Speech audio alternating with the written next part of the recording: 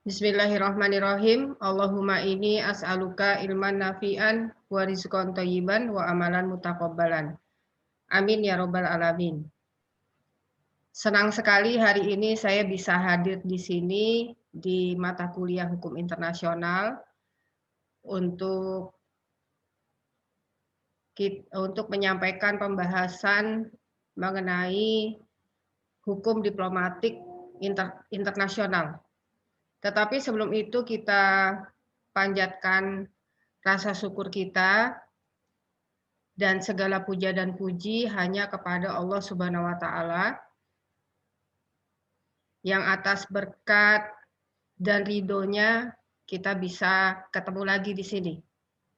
Juga tidak lupa kita sampaikan salam hormat dan sholawat kita kepada satu-satunya manusia yang Allah perintahkan kita untuk mengikuti semua akhlak dan perilakunya, manusia paling mulia di muka bumi, yaitu Nabi Allah Muhammad Shallallahu Alaihi Wasallam beserta keluarga dan para sahabat beliau. Alhamdulillah semuanya dalam keadaan sehat walafiat dan bisa mengikuti materi perkuliahan hukum internasional.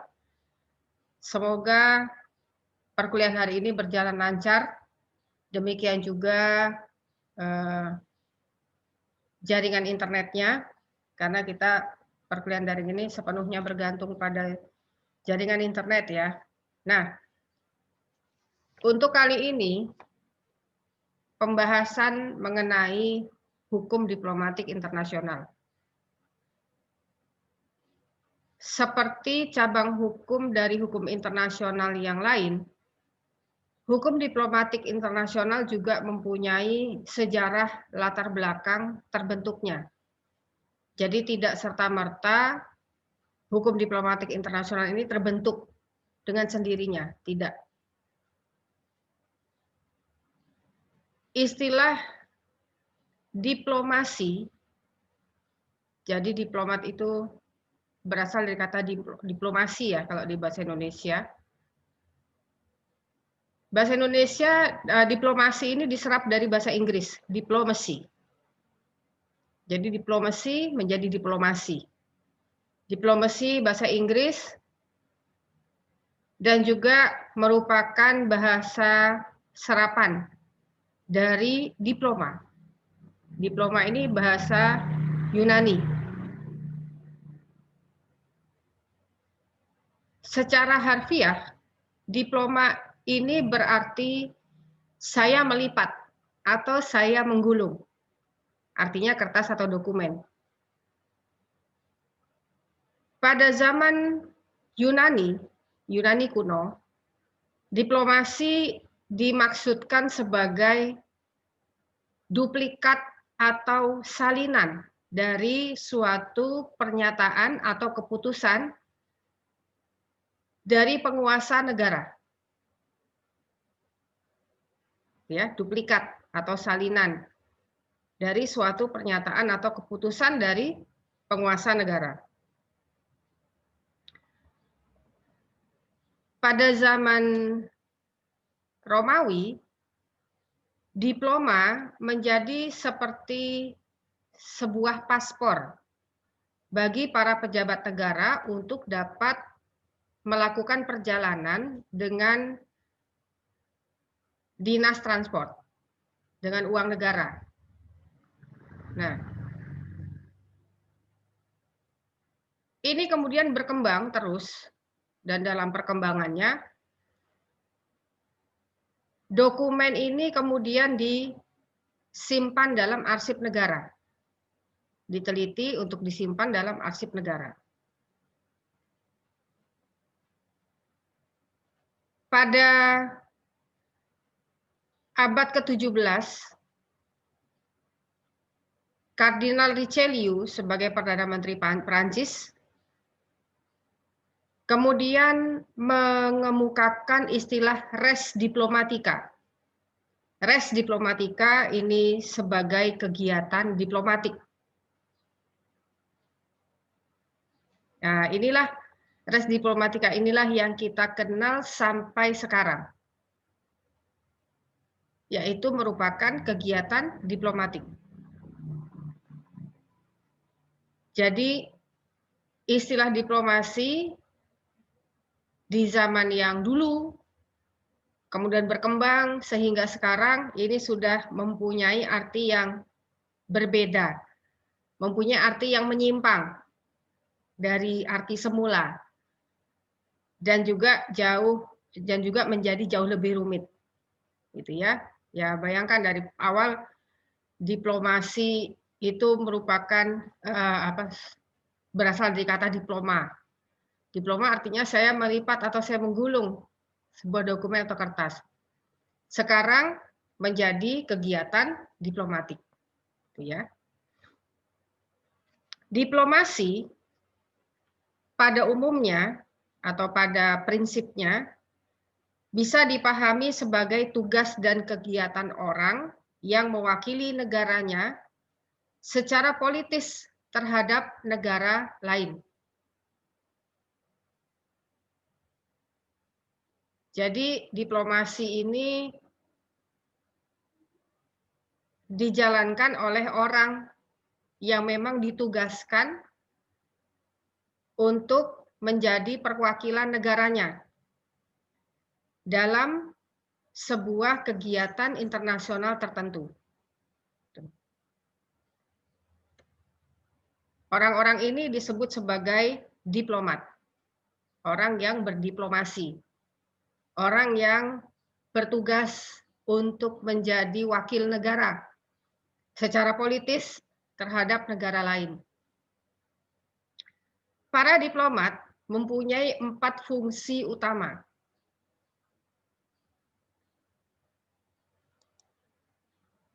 Para diplomat mempunyai 4 fungsi utama. Yang pertama adalah protection of national and their property abroad.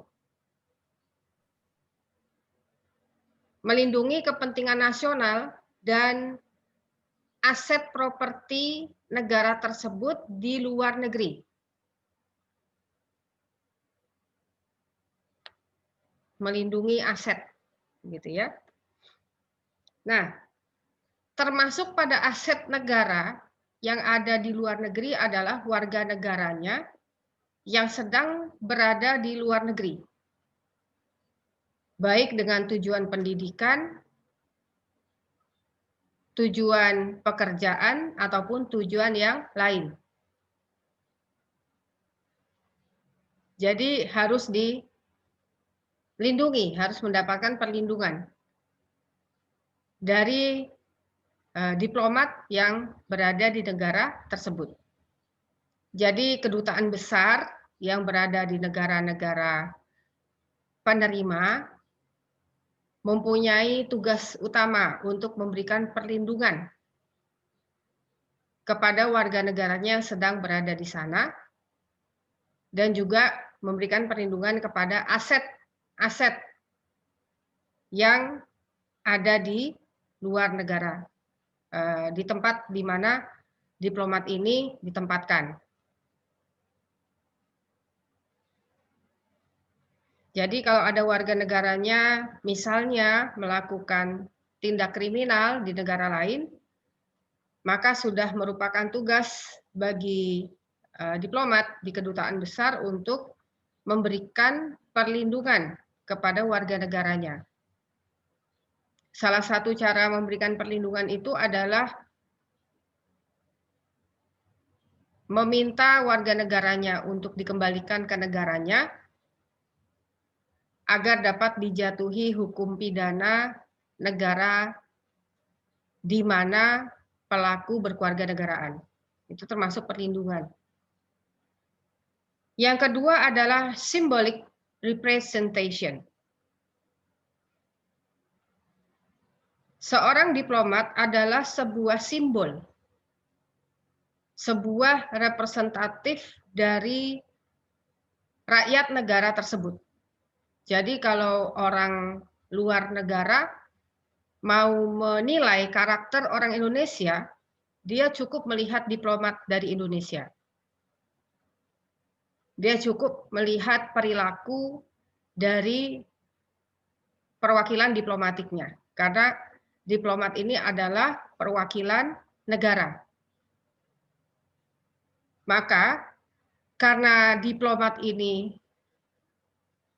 mempunyai simbol berperan sebagai symbolic representation dari sebuah negara, maka negara tidak sembarangan dalam mengirimkan diplomat mereka ke negara penerima. Para diplomat ini haruslah merupakan orang yang mendekati kesempurnaan, baik dari sisi akademis maupun dari sisi perilaku. Maka segala macam tes, fit and proper test untuk menjadi seorang diplomat ini sangat ketat. Karena memang dia merepresentasikan negara dia di negara lain. Jadi orang akan melihat dia. Seperti apa orang Indonesia? Lihat aja diplomatnya. Begitu ya. Jadi kalau diplomatnya ini memiliki kecacatan perilaku, yang mana kecacatan perilaku ini berpotensi menimbulkan kerugian bagi kepentingan Indonesia, maka dia tidak akan dipilih. Nah, proses perekrutan seorang diplomat ini betul-betul panjang dan track recordnya sangat dilihat, gitu ya. Jadi kalau mantan pemakai narkoba misalnya, meskipun dia sudah tidak memakai lagi, tapi di masa lalu dia pernah melakukan sebuah berperilaku tidak pantas atau berperilaku yang berpotensi menimbulkan kerugian bagi negaranya, jadi dia tidak akan dipilih sebagai seorang diplomat.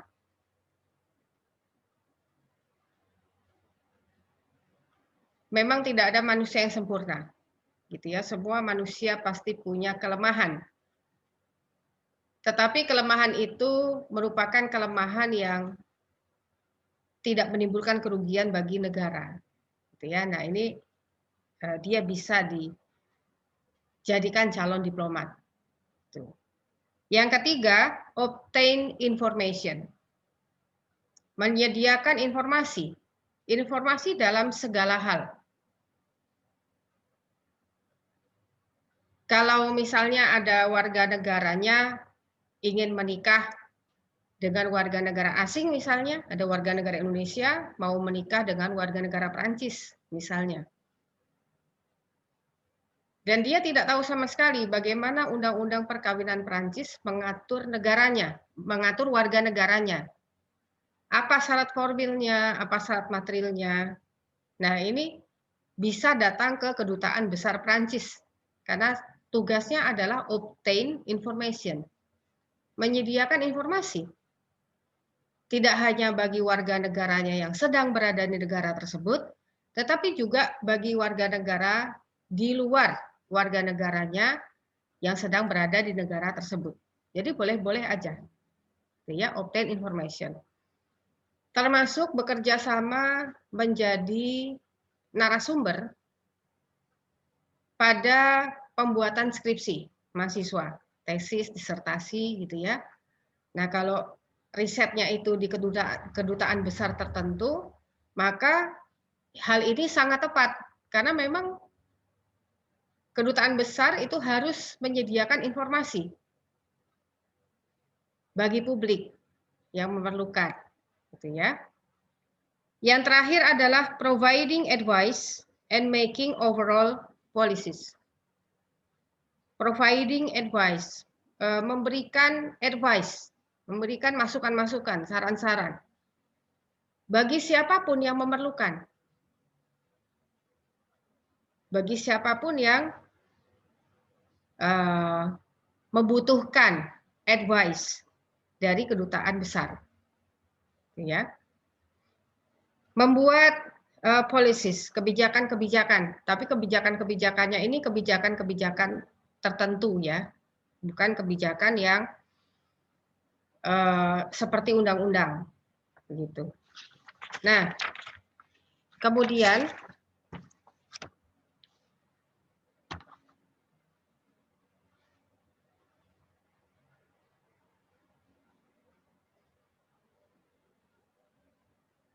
di manakah hukum diplomatik internasional ini diatur? Yaitu pada Konvensi Wina 1969. Dalam Konvensi Wina diatur mengenai hak-hak istimewa dan kekebalan diplomatik. Seorang pejabat diplomatik tidak boleh diganggu-gugat, tidak boleh ditangkap dan ditahan. Mereka harus diperlakukan dengan penuh hormat dan negara penerima harus mengambil langkah-langkah yang layak untuk mencegah serangan atas diri, kebebasan, dan martabat seorang diplomat. Inilah yang disebut sebagai hak-hak istimewa dan kekebalan diplomatik. Seorang pejabat diplomatik tidak bisa ditangkap, tidak bisa ditahan, apabila pejabat diplomatik tersebut melakukan tindak pidana di negara penerima. Meskipun agak sulit diterima oleh logika bahwa seorang pejabat diplomat yang sudah melalui serangkaian tes di negaranya, yang sudah diselidiki latar belakang kehidupannya hingga sekecil-kecilnya, yang sudah menjalani fit and proper test dan dia dinyatakan layak sebagai perwakilan negara di negara lain, itu melakukan tindak pidana.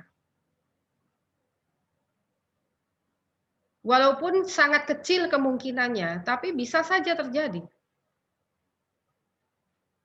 Diplomat adalah juga seorang manusia yang bisa hilaf, bisa lupa gitu ya, bisa emosi.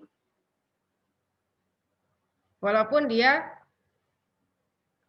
bisa dibilang manusia yang nyaris sempurna gitu ya, tanpa cacat di masa lalu, baik cacat akademik maupun cacat perilaku. Tapi bisa terjadi. Nah, maka terhadap seorang pejabat diplomatik yang melakukan tindak pidana di negara penerima, dia tidak bisa dikenakan hukum pidana negara penerima. Jangankan dikenakan hukum pidana, ditangkap dan ditahan saja tidak boleh.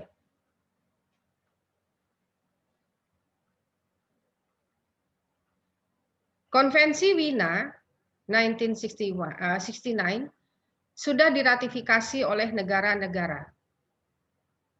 Maka semua peraturan perundang-undangan tentang hubungan luar negeri itu semua negara sama, termasuk Indonesia yang sudah meratifikasi Konvensi Wina 1969 ke dalam Undang-Undang Nomor 37 Tahun 1999 tentang hubungan luar negeri. Dijelaskan juga di undang-undang itu bahwa seorang perwakilan diplomatik memiliki immunity rights, memiliki hak kekebalan hukum. Hak kekebalan hukum yang dimiliki oleh seorang diplomat hanya dalam hal pidana. Ya, jadi dia kebal terhadap pemberlakuan hukum pidana di negara penerima. Kalau untuk hukum yang lain tidak. Perdata, HTN, HAN, dan lain-lain dia tidak kebal. Sama seperti yang lain. Tapi kalau untuk pidana dia kebal. Misalnya seorang perwakilan diplomat melakukan tindak pidana perjudian misalnya ya. Nah itu dia tidak bisa dikenai pasal perjudian. Karena dia memiliki immunity rights atau hak kekebalan hukum. Nah, kemudian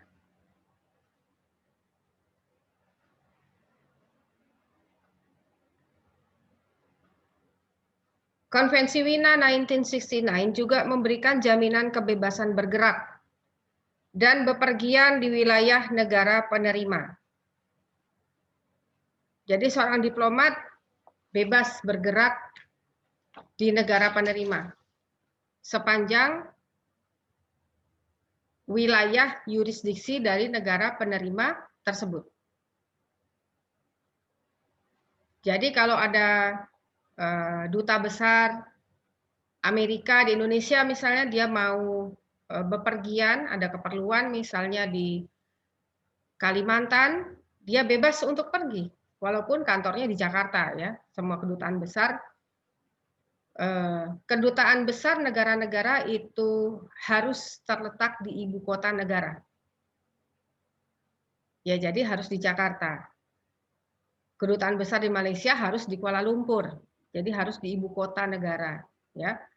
Ya, meskipun kantornya atau kedutaan besarnya di Jakarta, para diplomat ini bebas bepergian ke daerah-daerah lain sepanjang daerah tersebut masih dalam wilayah yurisdiksi negara penerima. Bagaimana kalau duta besar Amerika kemudian pergi ke Malaysia? Ya, berarti dia status hukumnya sama seperti orang lain yang sedang pergi ke Malaysia. Hak kekebalan hukumnya hanya berlaku di negara penerima. Ya.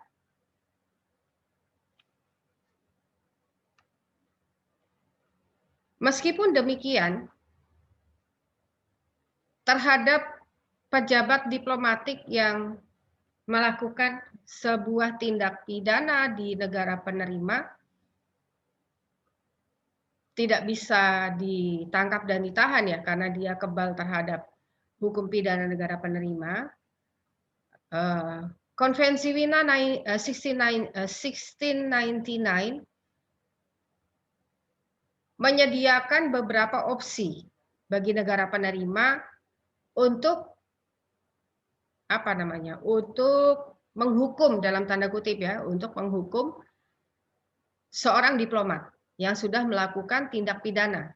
Ya, kan tidak bisa ditangkap, tidak bisa ditahan, punya immunity rights. Masa tidak bisa melakukan apapun nih negara penerima untuk menghukum ya, tanda kutip, untuk menghukum diplomat yang sudah melakukan tindak pidana ini gitu. Karena sebagai seorang diplomat dia mempunyai kewajiban untuk menghormati pemberlakuan hukum di negara penerima. Dia membawa nama baik negaranya. Seorang diplomat ini adalah seorang presiden kecil yang dikirim dari negaranya ditempatkan ke negara penerima.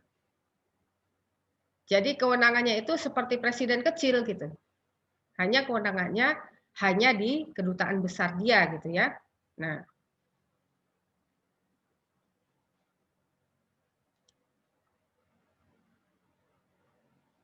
ya, ada lagi yang baru join? Sudah semua ya? Nah, bagaimana? Apakah tidak ada tindakan yang dapat dilakukan oleh negara penerima apabila ada seorang diplomat yang melakukan tindak pidana? Ada, tapi bukan menangkap dan menahan si diplomat. Konvensi Wina 1969 itu berdasarkan kesepakatan negara-negara. Ini kan negara-negara yang membuat aturannya untuk kepentingan negara-negara. Negara-negara bersepakat ada dua hal yang dapat dilakukan oleh negara penerima apabila perwakilan diplomatik negara lain yang sedang berada di negaranya itu melakukan tindak pidana atau melakukan sebuah tindakan yang tidak disukai oleh negara penerima.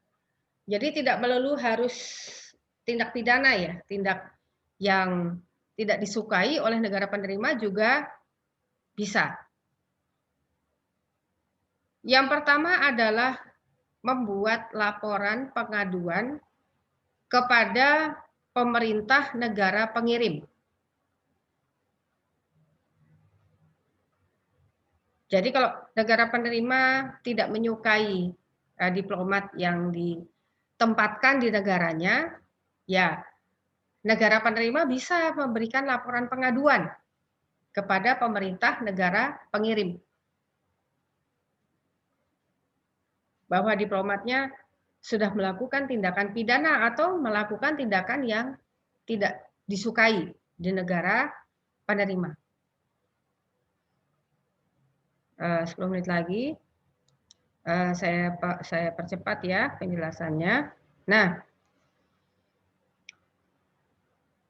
yang kedua, ini membuat laporan pengaduan ya. Biasanya laporan pengaduan itu disertai dengan permintaan pemerintah negara di mana diplomat itu berasal untuk menarik pulang diplomatnya ke negaranya sendiri. Kenapa? Karena dia sudah tidak disukai di situ. Gitu. Bagaimanapun negara penerima itu kan tuan rumah. Kalau tuan rumahnya sudah tidak suka sama tamunya, ya dia punya wewenang untuk mengusir tamunya, gitu ya. Nah ini. Nah, yang kedua adalah persona non grata. Saya yakin ini semua sudah pernah dengar ya persona non grata. Persona non grata ini bahasa Latin berasal dari person. Person itu kan orang. Non itu tidak, grata disukai. Jadi persona non grata itu orang yang tidak disukai. Persona non grata mengatur bahwa negara penerima setiap waktu dan tanpa penjelasan dapat memberitahu negara pengirim bahwa salah seorang perwakilan diplomatiknya adalah persona non grata, sudah dipersona non gratakan oleh negara penerima, dan karena itu harus dipanggil kembali dan mengakhiri tugasnya di kedutaan besar, di perwakilan diplomatik.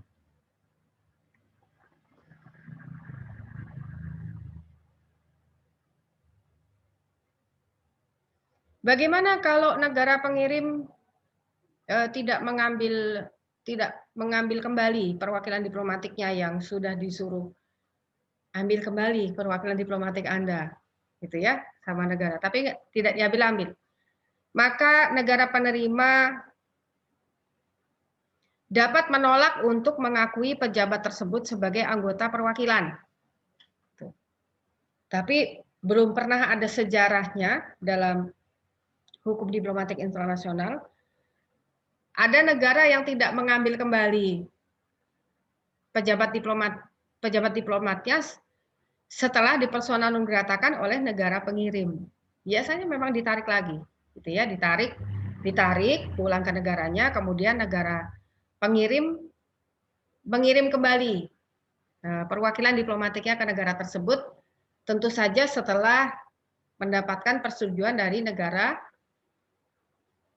yang akan menjadi wilayah penempatan seorang diplomat. Ya. Nah, ini sangat menarik karena tidak hanya harus melakukan tindak pidana dulu seorang perwakilan diplomat, kemudian dipersona non gratakan, setelah itu diambil oleh negaranya, gitu ya, untuk kembali ke negaranya.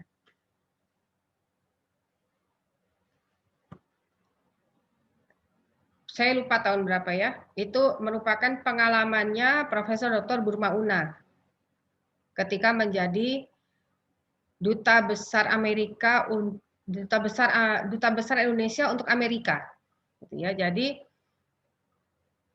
ada seorang diplomat Australia, seorang duta besar Australia untuk Afghanistan. Jadi ditempatkannya di Afghanistan. Si diplomat ini adalah seorang dosen Fakultas Ilmu Politik dan Ilmu Sosial di salah satu universitas di Australia. Kemudian dikirim oleh negara sebagai duta besar gitu ya di Afghanistan. Si duta besar Australia ini kemudian menulis sebuah kritikan terhadap pemberlakuan hukum pidana di Afghanistan. Jadi dia waktu itu yang diprotes itu adalah, kalau saya tidak keliru ya, pemberlakuan hukuman gantung terhadap tindak pidana tertentu di Afghanistan. Jadi si duta besar ini menulis bahwa hukuman seperti itu adalah hukuman yang barbarik, gitu ya, tidak melanggar hak asasi manusia gitu. Jadi menurut dia ya hukuman mati itu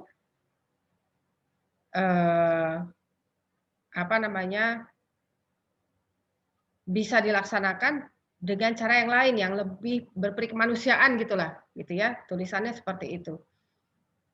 Meskipun dia sendiri ya menentang pemberlakuan adanya hukuman mati, dia nggak setuju kalau ada hukuman mati karena menurut dia hak untuk mencabut kehidupan seseorang itu adalah hak Tuhan, bukan hak negara.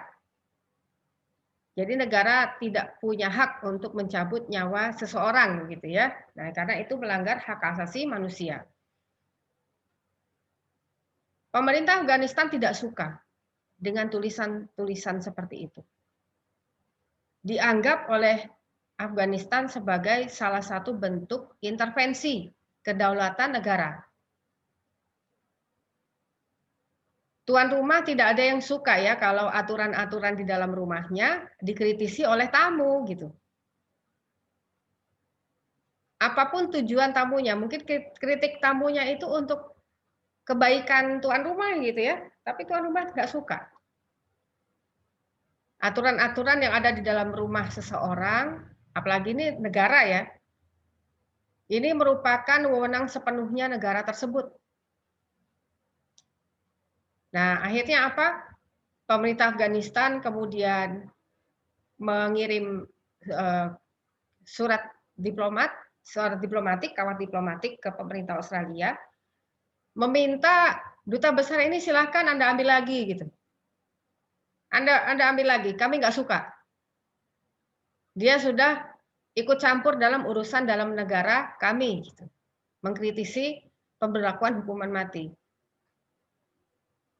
Kami nggak suka. Ada orang luar, bukan warga negara sendiri lagi, gitu ya, protes tentang pemberlakuan hukuman mati di negara kami. Nah, jadi disuruh bawa balik. Silakan Anda ambil lagi nih duta besar Anda. Nah, gitu ya. Nah, itu kan persona non grata, diusir. Diusir selama-lamanya dan tidak boleh kembali lagi ke negara tersebut selama-lamanya. Jadi, meskipun dia sudah tidak lagi seorang duta besar, udah pensiun, tapi dia mau ke Afghanistan tuh nggak diterima karena sudah diusir. Gitu ya. Ya akhirnya ya pemerintah Australia mengambil kembali diplomatnya.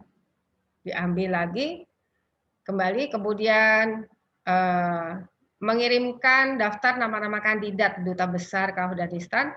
Jadi Afghanistan yang suruh pilih mau yang mana gitu.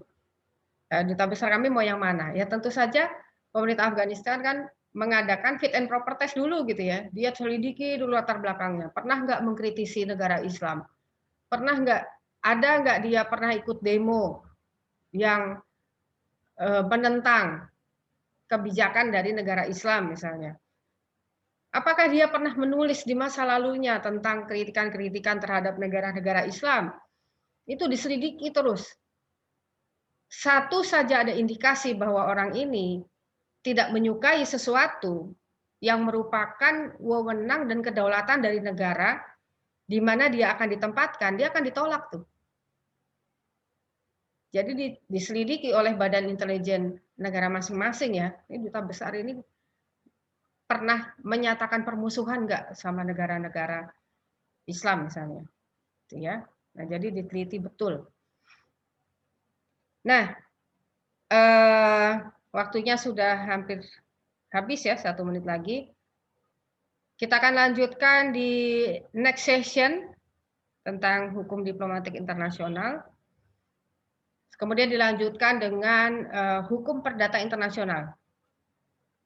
Saya akhiri perkuliahan hari ini dengan mengucapkan hamdalah, alhamdulillahirabbil alamin. Nasrun minallah wa fathun qarib wa basyiril mu'minin fastabiqul khairat. Wassalamualaikum warahmatullahi wabarakatuh. Waalaikumsalam warahmatullahi wabarakatuh. Ya, terima kasih semuanya. Sama-sama.